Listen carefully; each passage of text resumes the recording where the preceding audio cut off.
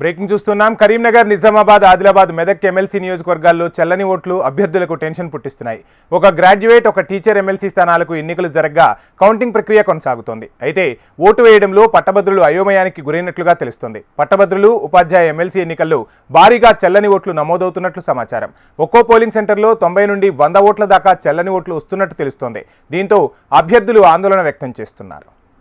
1, 2, 3లకు ముందు 0 వాళ్ళు చేసి ఉన్నారు. 01, 02, 03 అన్నారు.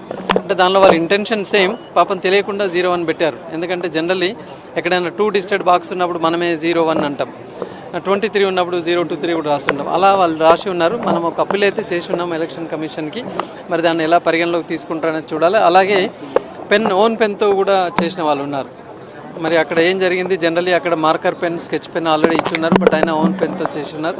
ఇంకా కొద్దిమంది అయితే దానికి రౌండప్ చేశారు. 1, 2, 3 రాసి 1కి రౌండప్ చేయడం, లేదా 1 రాసి దానికి టిక్ పెట్టడం, ఇలాంటివి కూడా కొన్ని చేస్తున్నారు. ఏదేమైనా చెల్లని ఓట్లు ఎక్కువ ఉండడం అనేది కొంచెం బాధాకరంగానే అనిపిస్తుంది. ఖచ్చితంగా 10% అయితే చెల్లని ఓట్లు ఉన్నట్టుగా కనబడతా ఉన్నది.